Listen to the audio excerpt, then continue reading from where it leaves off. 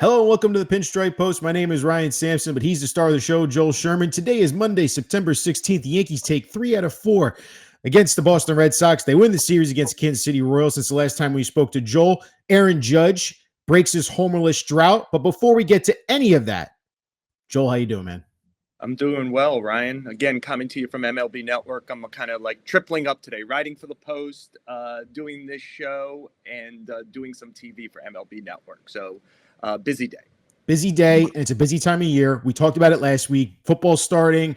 Baseball playoffs is coming here. The Yankees now hold a 3-game lead in the AL East after taking 3 out of 4 against the Red Sox. I want to start with first pitch, Joel. Aaron Judge ending his homerless drought, the longest of his career, 75 plate appearances, 16 games. He ends it in grand fashion. Start with that home run, that grand slam, the go-ahead grand slam on Friday night. What did you make of that situation and how it played out for Aaron Judge to end it right there? Well, it seems pretty clear that kind of a little bit as Judge goes, so go the Yankees. And when he's hit, I think that the Yankees are generally a team that out-talents opponents when the game becomes more nuanced. It's a bit of a coin flip or worse for the Yankees. And so their most extreme talent is Judge. And when Judge does big things, it obviously aids the Yankees immeasurably. I think a lot of people were starting to waver on Judge as maybe the MVP in comparison to Bobby Witt Jr. I'm still thinking that might be an open race these last couple of weeks, depending on, do the Royals get in and how everybody finishes. But, Judge is going to end with these spectacular numbers. He is such a great hitter. I don't understand the questions generally when he's in a bit of a funk. When people say, like, what do you think? You think Judge will come out of it? Of course, Judge, until he doesn't, that this will last a week, 2 weeks, like the beginning of April, right? It was like, what's wrong with Judge in a season where he has 53 homers now? And so he's just when he's locked in, he's just dangerous. And even when he's not locked in, the other team is thinking, let's get out of town before he gets locked in. It's really something to watch a player of his capabilities, capacities day to day. It's he helped win them the 2 of the 3 games they won against Boston kind of almost came directly off his bat. Yeah, and specifically in that situation, to your point, Joel, and I know what you're saying. There was a lot of, what's going on with Judge? Is he getting tired? Is he playing center field too much? Does he need a day off? And I'll hit on that in a little bit, but I want to go back again to that at bat. Down 3, bases loaded. Were you, I guess, I'm not shocked, but the Red Sox, they were going after him a little bit, and he takes that 94-mile-per-hour pitch and just plants it into the left field seats. Just speaks to his talent and how well I think he's taken himself to that next level, and you've pointed that out earlier this year, in that he's become a better hitter, and you're seeing it. And that, to me, was an impressive as hell at bat from Judge in that moment. I've never seen a season like a 62-homer season, and it's repetitive on the show. He's just a better hitter. It's a hard sentence to say. A guy hit 62 homers, won the MVP, and I think he's a better all-around offensive player this season. And yeah, look, I think Boston's forced to pitch to him in that situation. It's hard to just say we're going to walk in a run, leave the bases loaded in that situation. So I think they had to go after him. And look, Ryan, we know where the season is heading for the Yankees, one way or the other. They look in a somewhat dominant position now to win the division, perhaps even secure home field advantage through at least the American League portion of the playoffs. A lot of big at-bats are going to come to Judge in this postseason. And again, as Judge goes, often the Yankees go, and Judge has not been a good postseason performer. There's home runs there, but there's low batting average, strikeouts in a third of his at-bats, and no signature moments yet as a Yankee for his time in the playoffs. For them to get from here to the Canyon of Heroes, he's going to have to be a guy. It's hard. Like, I keep hearing about how long this lineup is. And there's just a lot of days, like even that day, they're sitting with no runs Yep. in the 7th inning. You could tell me the names, you could tell me the length of the lineup. When Judge and Soto don't hit, the Yankees just don't score. And so the pressure between now and whenever the Yankees season ends on Soto and Judge to some large degree. Soto's getting his money. Soto could go over October. He's getting his money. We're talking about legacy stuff with Judge now. He's a retired number. He's a Monument Park player. That's the trajectory he's on. But, if you're going to become the Yankee, got to do some stuff in October, got to win championships. Right. That's kind of what really impressed me, is the fact that we are in that point of the calendar. Your games are critical here. You have to win. And in that moment, he came through. Hopefully signs to come. That's where I'm kind of leading here a little bit. The other part, and I touched on this a little bit, him playing center field every single day. He did that because Juan Soto is the right fielder. It was a tough task. He's a big man. We know this. It might have been wearing him down a little bit this year playing that center field position. His defense has not been as good as it's been in years prior. He gets a couple DH days, gets himself off the feet. Do you think that's how Boone has to manage this the rest of the season to keep Judge fresh in the playoffs? Because it seems like, and I think it might be obvious, Judge is going to play center field every day in the playoffs. That's where the Yankees have to manage his workload a little bit here down the stretch. Yeah. Ryan, to me, it leads to a bigger questions, which is the Yankees need to take care of business here. By the way, in the short term, their magic number to make the playoffs as we're speaking is 3. The fact that it's over the Mariners, who they begin a series against Tuesday, means if they win 2 or 3, they guarantee that even if they lose out afterwards, they would be in the playoffs. So, they're going to be in the playoffs. They're going to get 3 wins, or Seattle 3 losses between now and the end of the season. Got it, whatever. But they could take care of one piece of this business. The other part of the business is to either negate the importance of those Orioles games as the next to last series, or to dominate the Orioles in that series, they might face later in the playoffs, to make the Pittsburgh series at the end of the year irrelevant. Mm-hmm. Going into what will be 5 off days. So if you want to get Judge off his feet, take care of it. Like you've got to play hard until you secure stuff. And I think at the least, the Yankees have to secure the AL East, and at best, secure the best record in the league, and make sure everyone's got to come to Yankee Stadium, go through Yankee Stadium to win a championship, to win an American League championship. Yeah. And look, I think the Phillies are starting to ebb away from the Yankees a little bit for the best record in the sport. That might be hard if those two teams play in the World Series. But there's an ability, Ryan. I'm not saying don't find a DH day in the next, say, week to 10 days, but there's an off day today. So I assume Judge is playing 3 games in center field in Seattle. Take care of business, and you can do whatever you want with your pitching staff and all your players if you seal up stuff beforehand, not to mention that you'll have 4 or 5 days. If you win I'm assuming if you win the AL East, at the least you're the 2 seed. Right. And so you're going to get those 4 or 5 days off. So if they take care of business, there's going to be a lot of time for Aaron Boone and the Yankees to be like, hey, Judge could use not only a day as a DH, just a day or 2 days, and just get them off the field, experiment the way you want. So I think they have some stuff to do in the short term. They've put themselves in a great position to control the American League. Go ahead and seal that deal. And if you do, everyone's going to get a lot of sleep time. Yeah, no, I think you're hitting all the heads there, Joel. When it comes to the Yankees in that situation, it's about closing out that situation and your opportunity you've built here. Do you see a positive correlation, though, with the Yankees building some Judge DH days? You had talked about it. I think we had discussed this earlier, in this show a couple weeks ago. Get Judge a couple of days off his feet, give him some more DH time, more opportunities, because it might help awaken their bats, and you're seeing him launch home runs again to dead center like yesterday off the restaurant. Like that's Aaron Judge. That's what I think about when I see Aaron Judge hit home runs.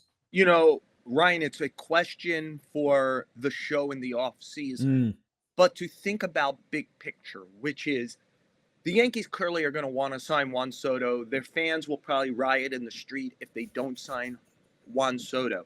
But if they do, you're forced a little bit into this tactical question of where is everyone playing?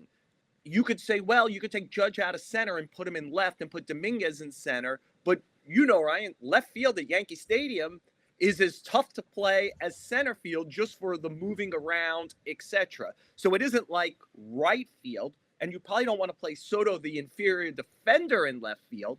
And so, like, I keep wondering, are we going to get that story on, like, January 9th that Judge is down at on Himes at the Yankees minor league complex, and he's doodling around at first base a little bit.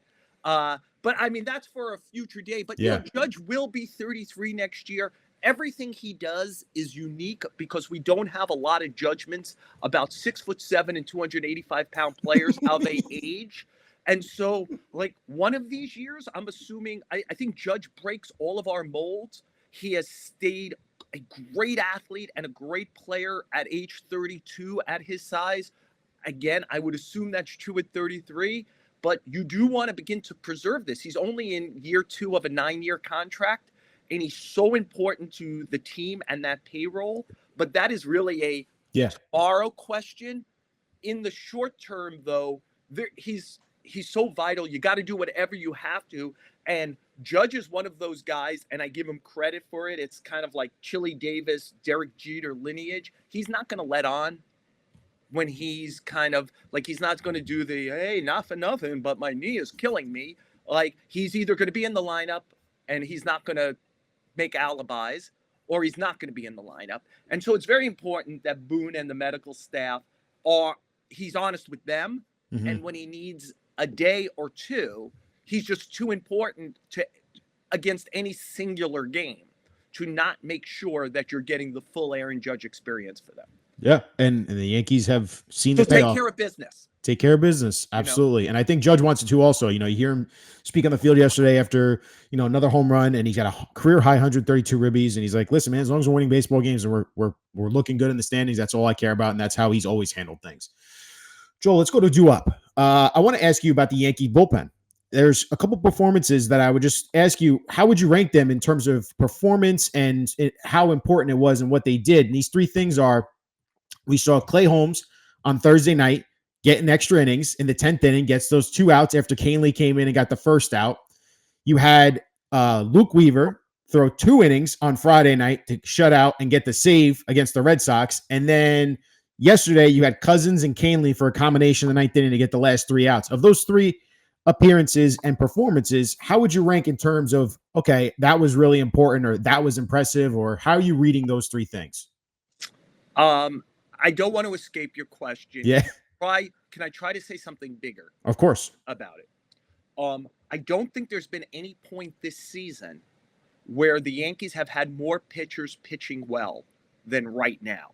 And if you're trying to time it, or more pitchers healthy than they have right now. Even when they're starting pitching, which was spectacular, coincidentally enough, until Gerrit Cole showed up in mid-June, their bullpen was like, it was being protected because the starting pitchers were going so deep, but the bullpen was iffy. Right now, they have a lot of guys in the rotation throwing well, and they have a lot of guys in the bullpen throwing well. And I think on our last show, Ryan, I suggested they should play Legion ball. Mm-hmm. And I think they're playing Legion ball. And the question is, will Boone and Matt Blake and that group be good at Legion ball? Because, like, to some degree, we saw it a little yesterday, right? Jake Cousins, who's been very good, was a little shaky. Tommy Canely came in and finished. To your point, Holmes followed Canely a few days ago.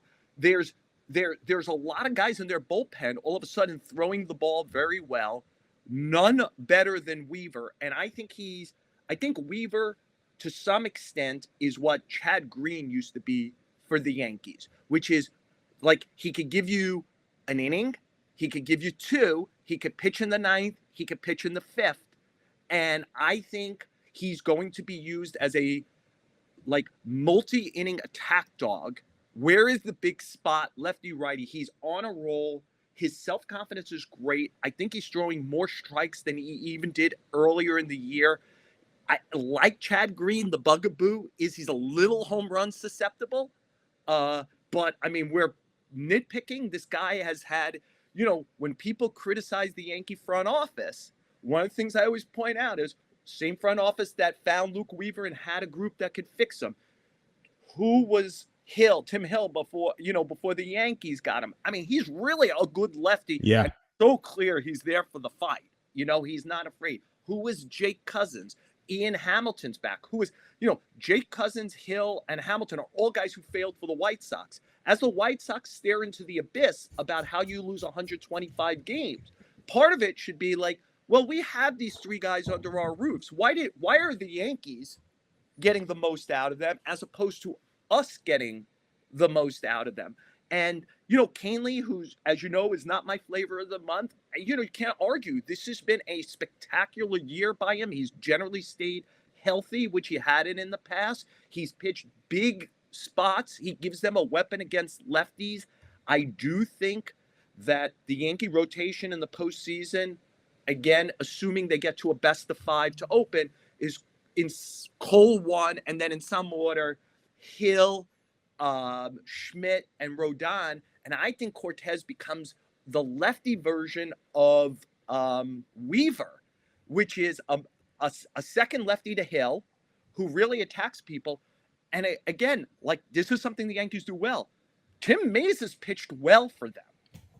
Like, after pitching poorly for Toronto, does that even give them a third lefty in the postseason, where maybe you say you don't even bring Marcus Stroman onto the team, and you're just kind of like you're playing Legion ball and matching up as much as you can as possible? I think they have some decisions. So I don't know in there if I answered your question. He didn't, but it's okay. But I think they have a lot of guys going well. Yeah. And because they have a lot of guys in that situation, they have a lot of ways to attack people. All of a sudden, a team where not long ago we would have said, boy, they don't have any lefty relievers. Now they might, for the postseason, have 3 plus Canely's right-handed changeup to go after the Gunnar Henderson types in the playoffs, or if they see them, or turn Jose Ramirez around to the right side if they see the Cleveland, that kind of group of players. So just a thought about the general best health, most amount of pitchers pitching well for them at any point this year. I hear you. And that's what's been impressive to them right now is the bullpen, how well they performed.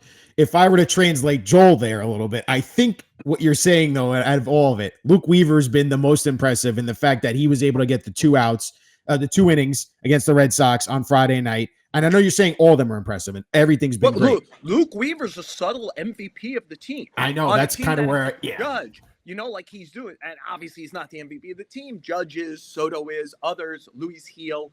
But he's that guy's gotten a lot of important outs. And right now, if you said, and it seems that his confidence is growing, which is like, I could do this. And I always encourage people to actually go back and look at like who gets the last out of World Series, right? Like last year, like Texas, their bullpen was a problem all year, and then they won. And I think the Yankees, if they win, will probably win in a way that like the 18 Nationals or the 19 Red Sox won.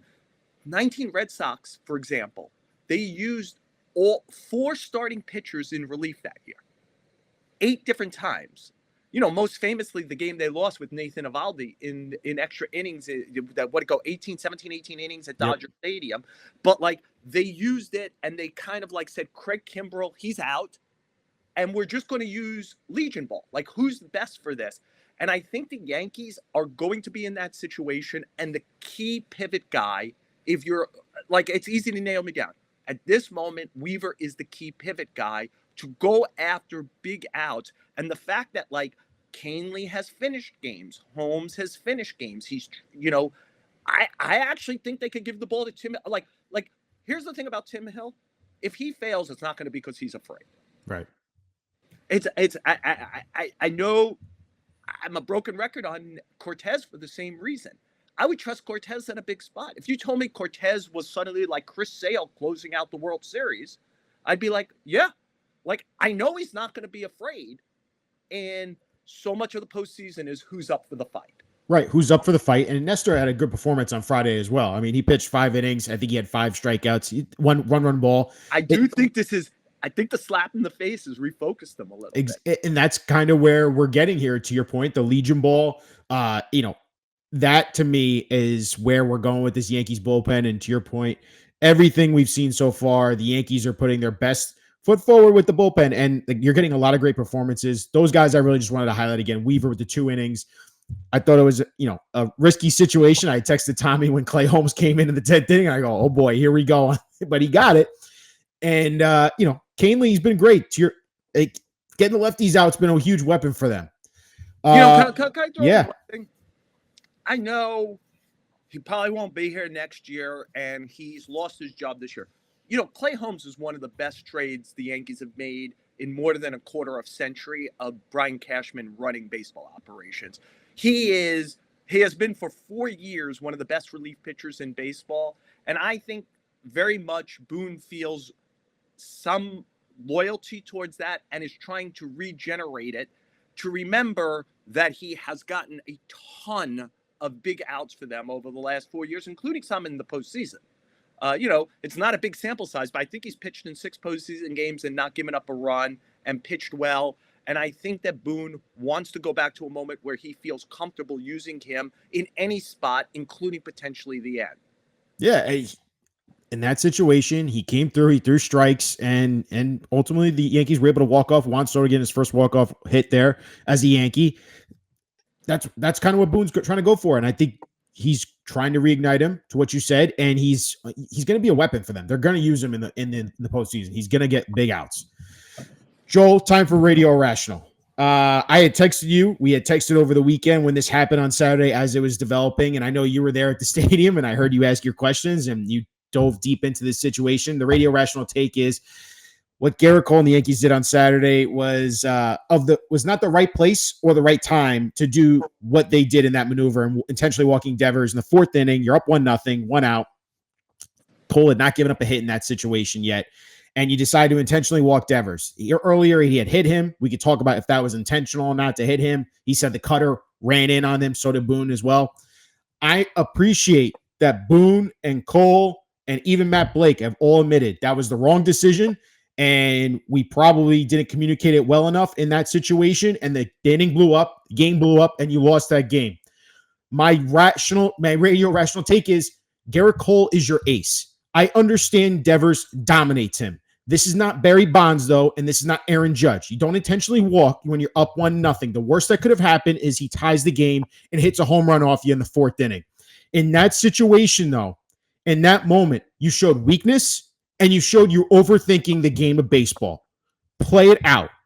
You know this. It's a marathon.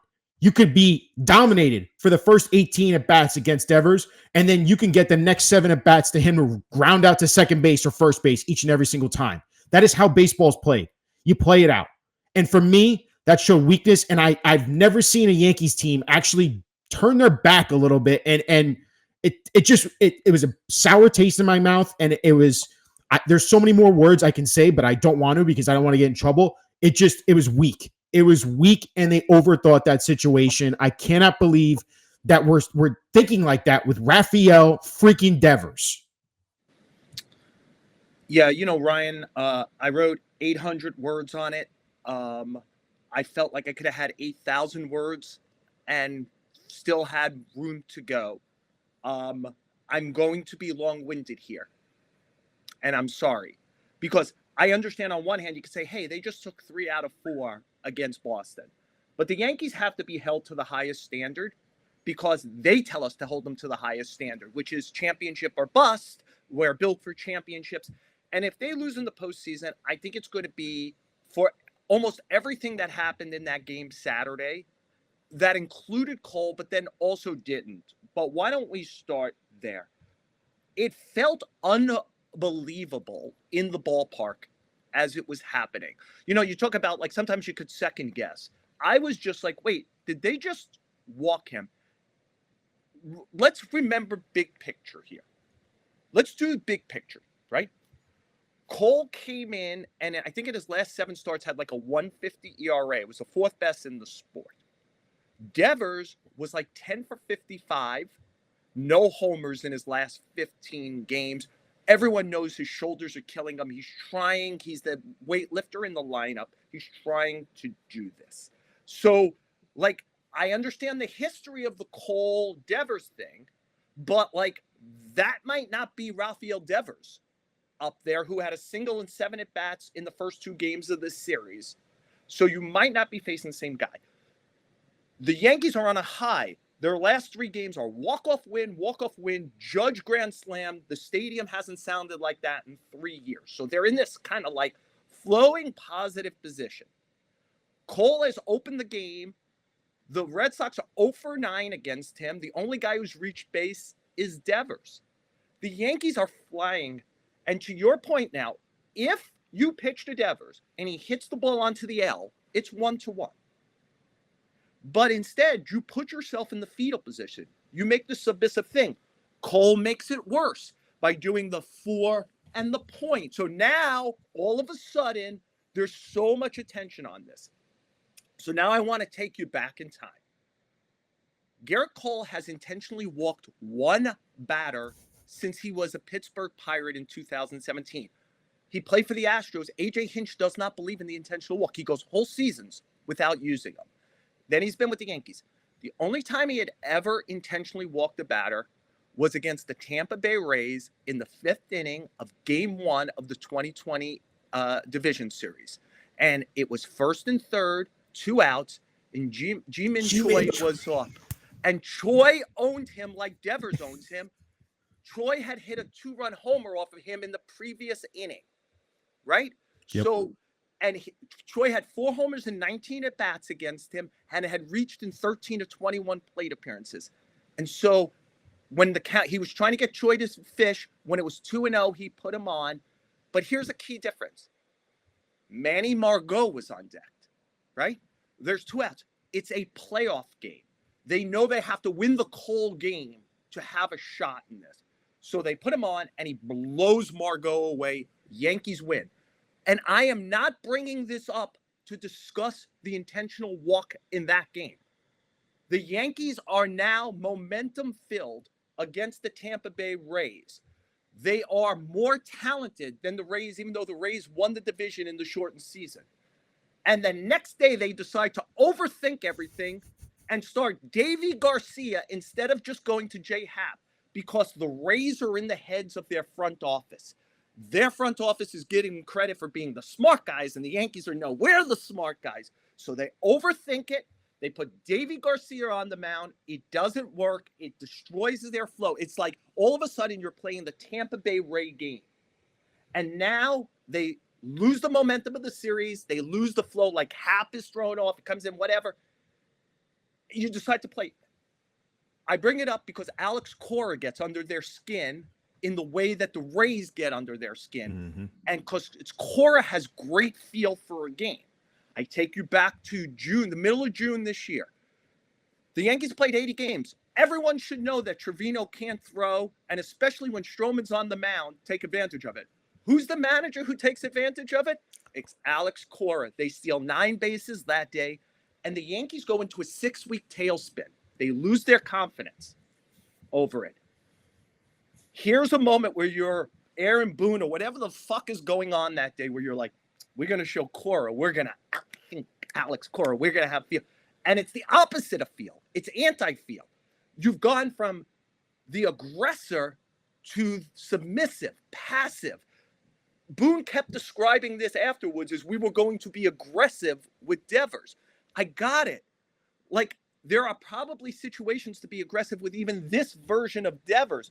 But 1-0 in the 4th inning, and let's get back in a minute to why it wasn't more than 1-0, but it's 1-0 in the 4th inning.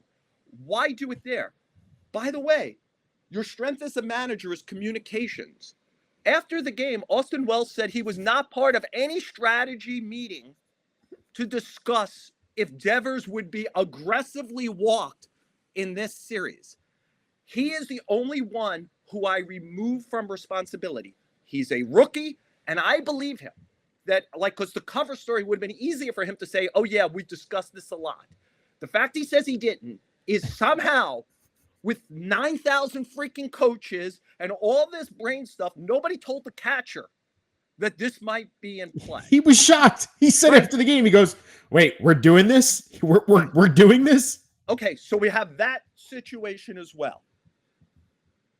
Boone is in his 7th year.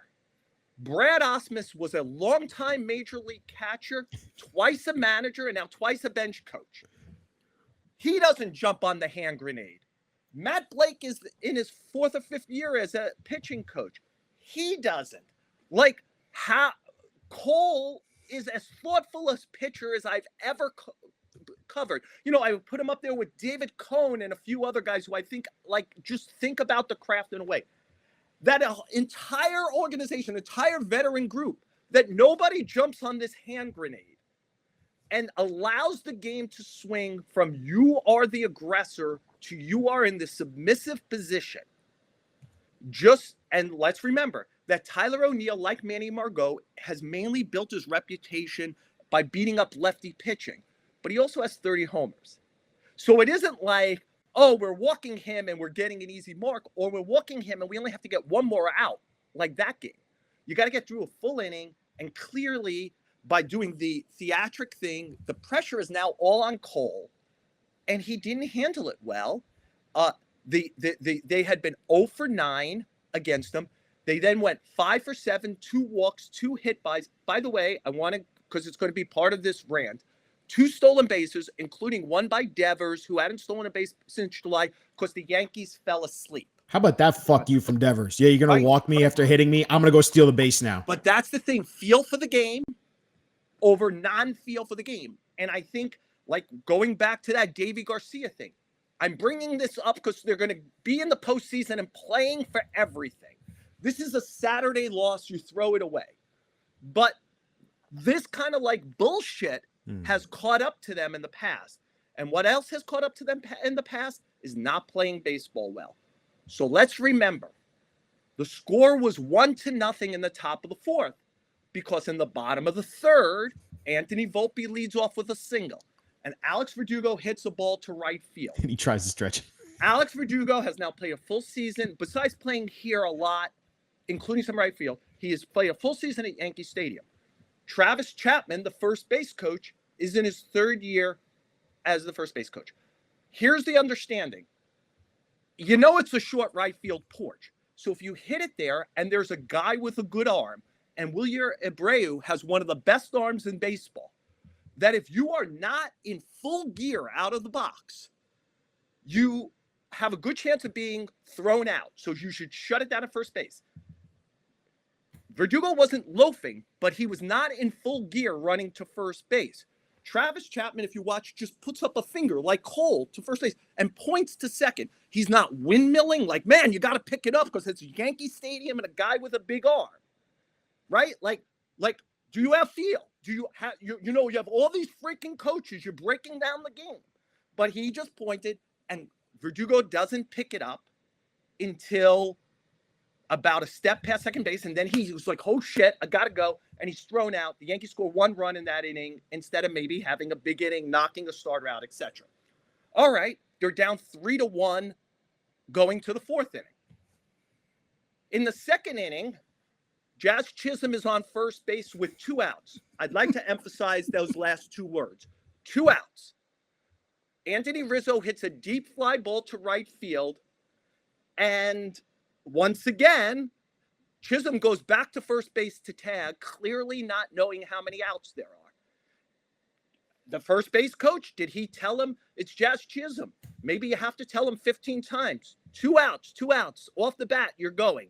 Go hard. Now, it's no harm, no foul. The ball's caught, but he didn't know how many outs he was. But now he's on first base to open the 4th inning. Yankees down 3-1. He's picked off. What happened on Thursday night with Jazz Chisholm?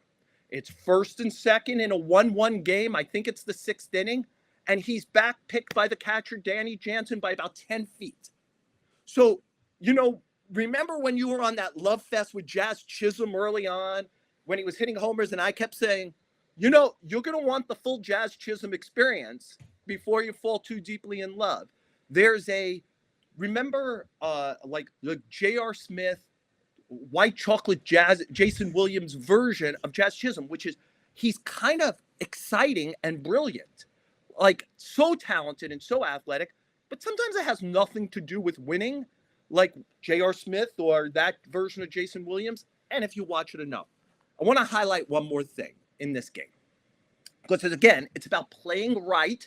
And if you're going to play right all the time or not. The Yankees are down 7-1, and Anthony Volpe is leading off the bottom of the 7th inning.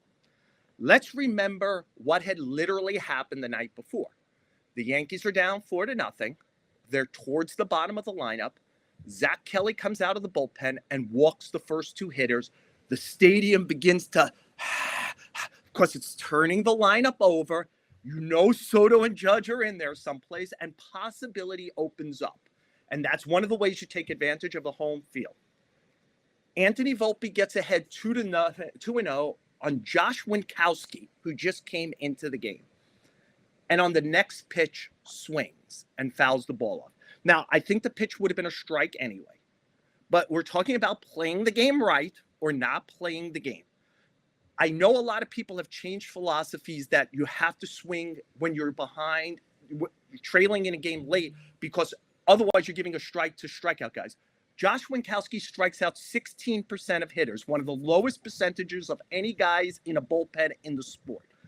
Anthony Volpe is at the bottom of the lineup, which is 7-1. Maybe you have a 1 or 2% chance. But the way you begin to do that is like the night before.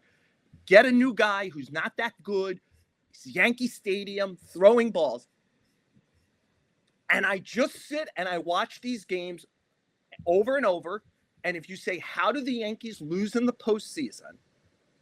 They will lose in the postseason by overthinking it and not playing the game well. You know, Gleyber Torres staring at a ground ball between first and second and costing Clark Schmidt an out and 2 runs and getting a bullpen into the game earlier than you want. You know, Gleyber Torres has 17 errors. That's 6 more than any other second baseman. But there's probably another triple that of non-errors. Like that. That's not an error. That's 2 earned runs against Schmidt. Ultimately, that didn't need to be there. That's the bullpen into the game earlier. And the Yankees can out-talent teams. But when it comes to nuance, when it comes to technically playing the game well, go look at like Fangraphs base running metric. It isn't that the Yankees are 30th. It's that the Yankees are 30th by 5 runs. It's embarrassing. You know, and so like my Cole and Judge and Soto, etc., talent their way to 11 wins in October and the Yankees get a ride in the Canyon of Heroes, I think it's possible. But I think they have spent a season neglecting once again to play baseball well. And when they've been eliminated in the postseason all these years, at the core of it is the other team has out-baseballed them. And then at the end, I'll listen to their front office say we didn't hit enough homers. But I believe that if they get knocked out, that's why they'll get knocked out.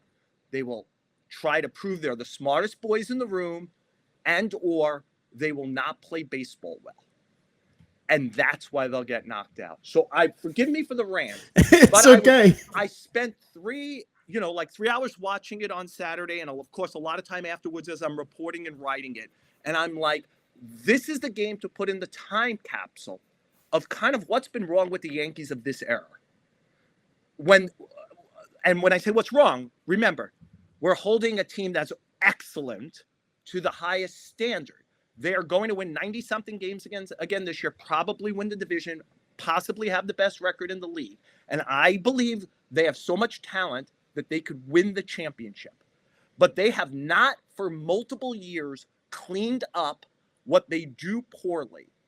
And I feel like it's either do you have the wrong players and or the wrong leadership, which is not holding them to this standard of, hey, Anthony, don't swing 2-0 in this situation with Josh Winkowski on the mound.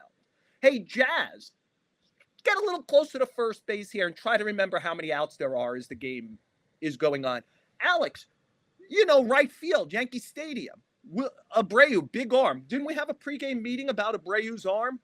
Like about who to challenge and who to not? Or maybe you just tell us you have all these fucking meetings so you don't have to be in the clubhouse to talk to reporters. I don't know.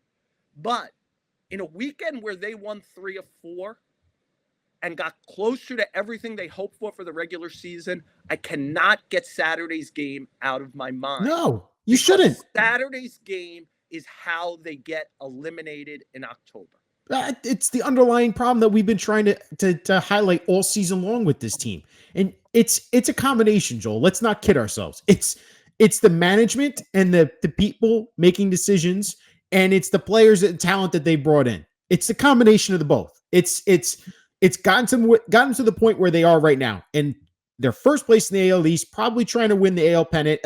That is where they're trying to go right now. But the underlying issues are what you're worried about. The thing that drives me nuts is Gerrit Cole is that talented player. He's that guy that wins you baseball games. And when I see him buying into the overthinking and the weakness, that has me concerned. That has me literally raising red flags going, what the F are we doing? What are we doing? And because when you quite frankly, he's as thoughtful a player when it comes to the art of pitching as you'll meet. 1-0, fourth inning. What is the situation? And the fact that nobody involved took a deep breath. Like I even asked, one of the questions I asked after the game, if you heard, was I said, I don't know the mechanics of this. Can the pitcher do it, or does it have to come from the manager? And Boone said it has to come from the manager, but once he did it, he didn't want to kind of make him look bad. Make him look bad. Okay? Like, I know you don't like confrontation. Make him look bad. Number 2, he couldn't answer. I think it was the last thing I asked in that press conference. 1 out, nobody on, Endeavor's up. It's the same exact situation as the first inning. But in the first inning, you could argue, hey, walk him because you don't want to be behind 1-0. Why didn't you do it in the first inning, but you did it in the fourth? And Boone said, that's a good question, and essentially didn't have an answer for it. Well, again, you're in year 7 of a manager here. Like, they just seem like not on the same page. And this is a team that the manager's strength is communications with players. No team, to me, has ever had more infrastructure, coaches, whatever, around the team. No team I've ever been around has more meetings. I think they have fucking meetings about when they should schedule meetings. That's how many meetings they have. And to somehow have this level of miscommunication in game 149 with you, think about all the things you're playing for. Red Sox, you're killing their season. You're in the midst of maybe taking 4, sweeping them. Remember how they embarrassed you at Fenway earlier in the year? Like, you've got this moment. And I just watched it unfold in front of me. And, sometimes reporters and columnists, whatever, they get claimed, oh, you're second guessing. I want you to know, and anybody who watches know, I never write what I don't think of in real time because I think that's unfair. Now, I never write critically.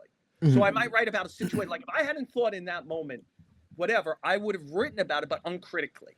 But in that moment, I'm just sitting there going, like, I picked up my head to it. Like, I didn't originally see the 4 and the point by Cole because, I might have been like looking at my scorecard or whatever.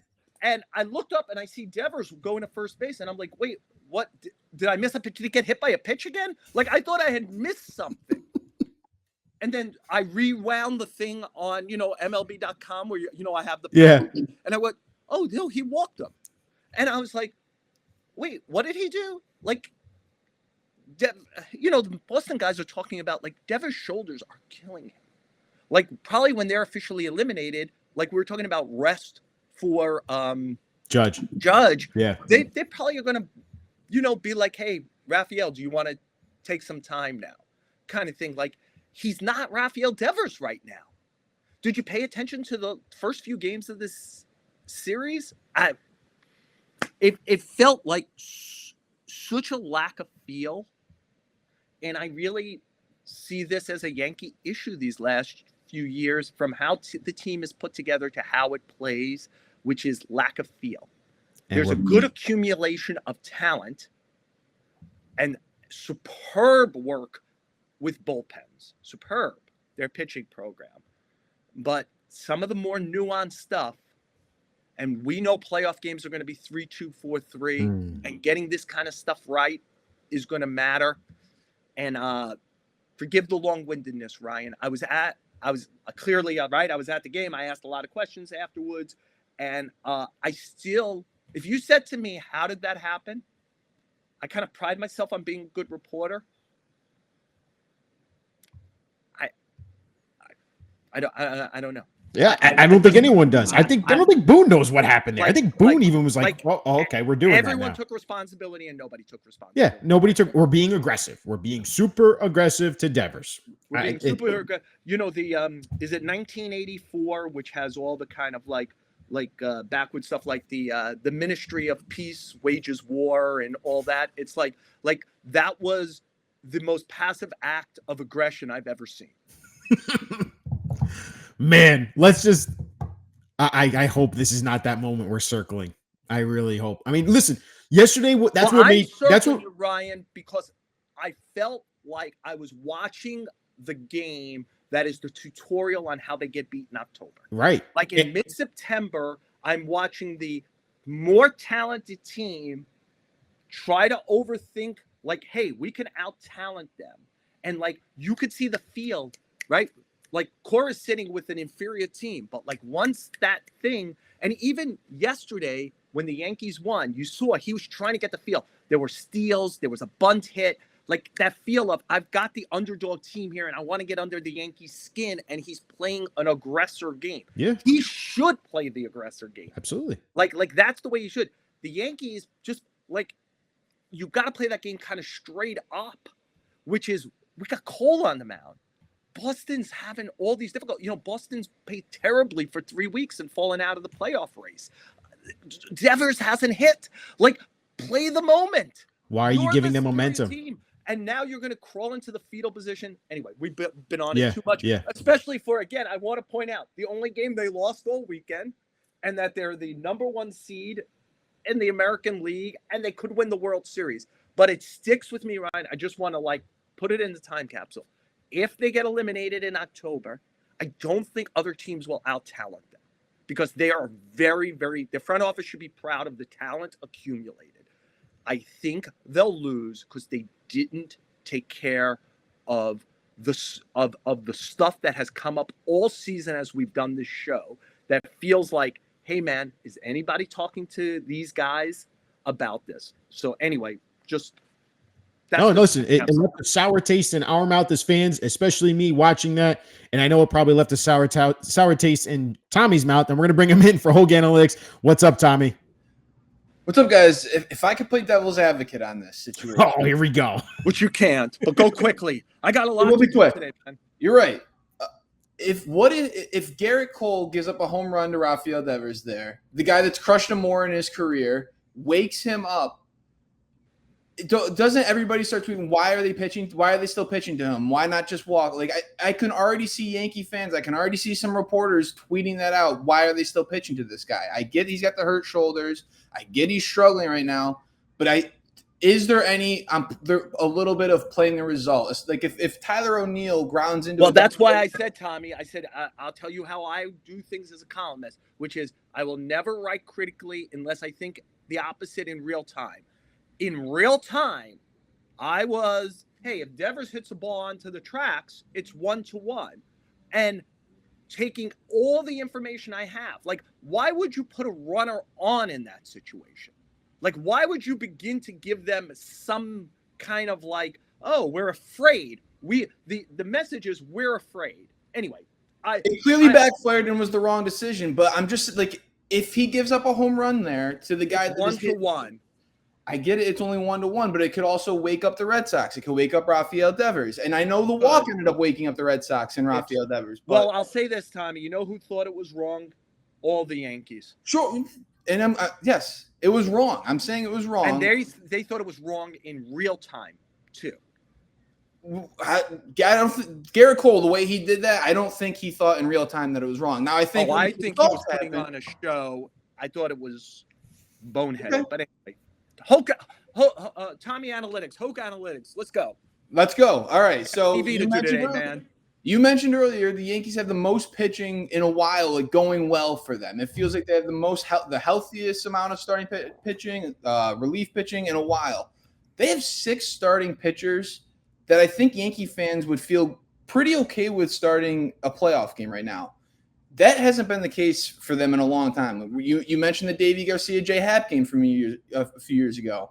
There's been seasons where a bullpen day feels like the best 3rd, 4th starter going into a playoff series.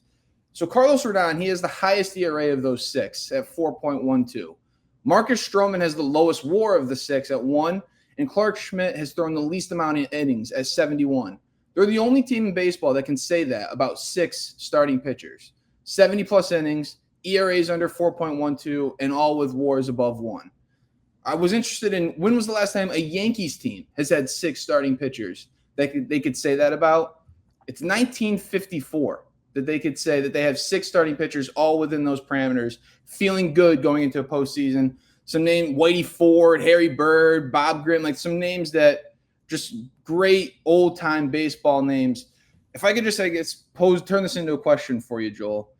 Did it feel Heel and Schmidt seem like the picks for the 3rd and 4th starter now that we've seen Stroman and Nestor move to the bullpen at some point? Does it feel like they've kind of gone the higher ceiling route with Heel and Schmidt rather than the higher floor route with Stroman and Nestor? Yeah, and I think it's probably the right move. I think the problem with Stroman is even when Stroman pitches well, the ball will be in play for a team that hasn't played great on defense. Yep. And so, plus he can control a running game very well. And postseason games are going to be 3-2, 4-3, that kind of stuff. So I think Stroman's the easier guy to knock out. And again, the irony of that is the Stroman-Cashman fight starts with Cashman saying he wouldn't have been in our postseason roster and that postseason rotation. And that's why we didn't trade for him, and then they sign him. And I think all things being equal, you might have trouble suggesting he should be on the postseason roster unless you're saying, hey, we'd like to have a guy who, if someone gets blown out early, especially early in a series, we could have somebody eat innings. So I think so it's really 5 for 4. I know you guys know I would have tried Hill in the bullpen at some point here to see what it looks like. Nestor looks like he could be the kind. Cortez looks like he could kind of be that kind of attack dog, and I wonder if the right way to go about this is Cole in 1, Hill in 2, and this way, if necessary, Hill could pitch in relief in 5. But I do think that game 2 of a series in general is the most important game. You're either trying to avoid going down 0-2 or trying to get up in a dominant position 2-0. Hill does seem to not get flustered easy. When he gets on a roll, he seems to, you worry about him spraying the ball around. I don't think they have a clear guy I would start in game 2 of a series. So I think this is probably matchup dependent. Who are they playing against? How have guys pitched against those lineups before?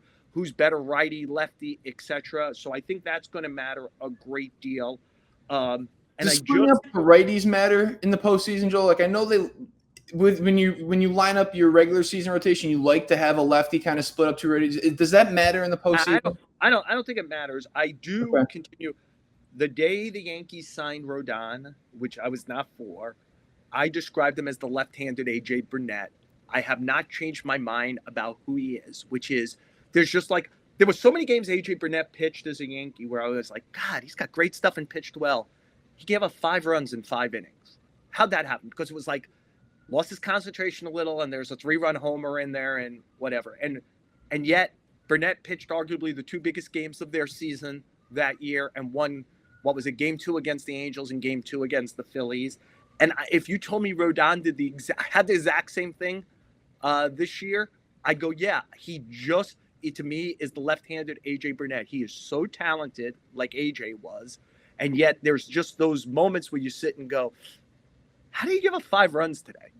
And so if he starts game 2, I wouldn't be surprised. And I'll swing back to where we were at the beginning when it was me and Ryan, Tommy. I think it's Legion Ball.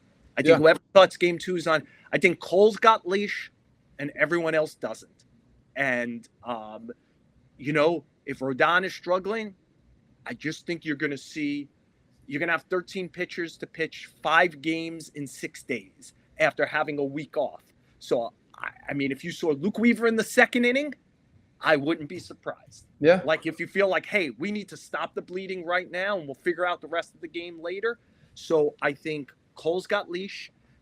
If I were betting today, I would say Rodon starts 2, Hill starts 3, Schmidt starts 4. But that's just a guess. And I just think everything after game 1, because game 5 is always Legion ball, even if you have your ace on the mound. And I think it's Cole and Legion ball. I would guess the same way. If I could take it in a different direction for a second before I go, Joel, who is your game 1 starting left fielder for the Yankees? I would start Dominguez. Okay. Yeah, maybe. I mean, he hasn't showed too much yet. And Verdugo is. But he showed too much last time, and everyone overinflated the 4 homers he hit in a week. Like, the question becomes, who helps me win a game more over 9 innings and a series? And you could say Verdugo, maybe. Like, some level of experience. He'll go catch the ball, maybe. But I don't know. There's just a lot of plays like Saturday's play for me with Verdugo. And maybe if we saw it enough, we'd see the same with Dominguez. But there's just been a lot of stuff over the course of the season that felt J.R. Smithish, which is, man, like it looks great, and then do you really do that? Kind of thing. Fair. Not my kind of player, Tommy. Okay, interesting. That's what I've got for you today. All right, thanks, Tommy. Yep. All right, Joel, let's finish this all up. Joel's notebook. The Yankees are going to Seattle, and then they're going to Oakland. This will be the final time the Yankees play at the Oakland Coliseum before Oakland moves on to Sacramento and then ultimately Las Vegas. At least that's what baseball plans to happen with the Athletics. In your time in covering baseball, the Oakland Coliseum is a historic place. It is, not a lot of fans' favorite place to play. But in your time, is there anything that comes to mind that when you're covering baseball and Oakland Coliseum, that's what I got to think about? Yeah, obviously the Jeter flip play jumps immediately to mind from that series, from being in that ballpark. I told you a not safe for work one beforehand. I'm not going to go there because Please don't. all want to keep our jobs. Yes. And it is a strange place. There's just so much foul territory there. So like of the games that are there. During the '89 World Series, it was before Game 3. So the 2 games were played in Oakland. We had the earthquake in San Francisco. I was 12 rows from the top of the stadium, so that was quite something. We'll save that for someday when we do World Series for San Francisco. But I'm going to tell you, in Oakland, why does this stand out more than anything else? One of the beat writers, it was in like 90 or 91, there was a Subway, the Hero Shop. Maybe we're going to have to X this also, in the place. And the guy got a sandwich from there and got the worst case of food poisoning I have ever seen anybody. I've never seen anyone turn green. And I have not even stepped foot inside a Subway since then. Because it was violent. Like I watched somebody get violently ill. Like if you hear that term where people go, "Oh, he got violently ill," and I'm like, "What's violently?" And it's like that was violently ill, and that was the Oakland Coliseum. It's a strange place to watch a game. It's so cavernous. It's just like your mind's eye when a ball gets popped up is foul ball, and in that place it's not. It just for me, it always reminds me. I am a big football fan. I always think about when the football games are being played and you're seeing the infield on the football field. You're seeing dirt. It's like, what are we doing? And if you ever, I would walk across it every once in a while. It's like, when I played at Canarsie Park as a kid, we used to we call it Astro Dirt. There was no grass. It was spotty, some places tall grass. It wasn't a great neighborhood. It might hit a syringe or something like that. And So you were like, if you played infield there, you played it like a goalie. You were like, anything could happen on this ball hit to me. And it's like a little bit, I'd walk across the infield at Oakland Coliseum and I'd be like, man, I wouldn't want to be playing the infield today. You know, you get some like big guy who hits one, rockets a hard one hopper that hits like the 40-yard line and also happens to hit some level of dirt. Yeah. I am not going to miss that Coliseum at all. Well, you might miss it with where they end up playing the next few years, but yeah. Right, exactly. Well, Joel, that's Pinstripe Post. We're looking forward to speaking to you again. With only 12 games left in the regular season. We're coming down to it. We appreciate you as always, giving us your rants, giving us your insight, giving us everything you have. We know you're a busy man. Thank you as always, Joel. All right. Peace out, Ryan. See ya.